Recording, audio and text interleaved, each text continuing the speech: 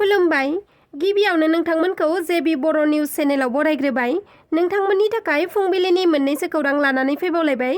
मिजिंथियो नोंथांमोना खौरांखौ जोबजासे नायलांगोन। 10 थाखोनि मेट्रिक आनजाद होग्रा फरायसाफोरनो समाज बिगियान आयदानि सोंनायनि फिन्नाय होनो नाजानानै हमजादों सासे फोरोंगिरिया। रायजोआव सेबाजों खुंजानाय 10 थाखोनि मेट्रिक आनजादा सोलिबाय थानाय समावनो जनायाव सोमोनांथाव मोनसे जाथाय जायो। जाथायनि बागै मोनथिना मोननाय बायदिब्ला मैया फुंनि 11 रिंगासो समाव 4 ग्रेडनि सासे फोरोंगिरिया मेट्रिक आनजादाव जिरायनाय फरायसाफोरनो सोंथिनि फिन्नायखौ होनो थाखाय सोंथि बिलाइखौ स्रोदै लांखुमानानै दखानाव जेरक्स खालामना लाबोनानै हैनो नाजानाय समावनो आनजाद खुंनाय जनाय मुरखं सेलेक्ट हिनजावसा गोजौसिन गेजेर फरायसालिनि गेट मोखाङाव पुलिसजों हमजायो। फरायसाफोरनो नकल हैनो नाजानाय फोरोंगिरिनि मुङा जादों देबेन फाथिर। पुलिस बिफाना देबेन फाथिरखौ हमनायजों लोगोसे बिथांनि स्कुटियाव सोनानै लाबोखुमानाय सोंनायनि फिन्नाय नकलफोरखौबो बोखांनो हायो।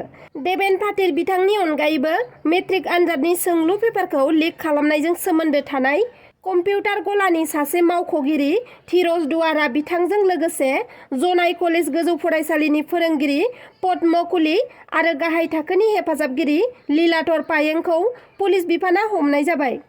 बेनि अनगायैबो मेट्रिक आनजादनि सोंलु बिलाइयाव बेले-बेजे जानायखौ नुनो मोननाय जादों। रायजोआव मेट्रिक आनजादा सोलिफुबाय थानाय समावनो मैया समाज बिगियान आयदानि आनजाद लिरनांगौनि जायगायाव गोरलै बिगियाननि सोंलु पेपार सौफैनायखौ मोनथिना मोननाय जादों। क'क्राझार सहरजों नांजाबनाय DN हिम्मत सिंगा गोजौ फरायसालियाव समाज बिगियाननि आनजाद होनांगौआव गोरलै बिगियाननि सोंथि बिलाइया सौफैनो हादों। फोरोंगिरिया फोरमायनाय बायदिब्ला सोंलु पेपारा सायाव समाज बिगियाननि लेबेल सिथाबनानै पेकिं खालामना हरनायमोन।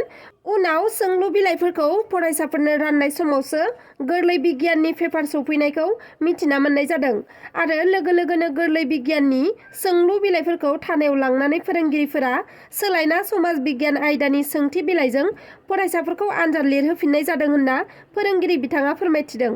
दासिमनि खौराङा बेखिनियानोमोन। नोंथांमोना आंनि खौरांखौ जोबजासे नायजोबलांनायनि थाखाय रोजा रोजा साबायखर थाबाय आरो लोगोसे नोंथांमोना आंनि चेनेलखौ साबस्क्राइब खालामाखैब्ला अन्नानै साबस्क्राइब खालामनानै लादो। लोगोसे लाइक शेयार कमेन्ट खालामनो दाबाव। एसेनोसै, गोजोन्थों।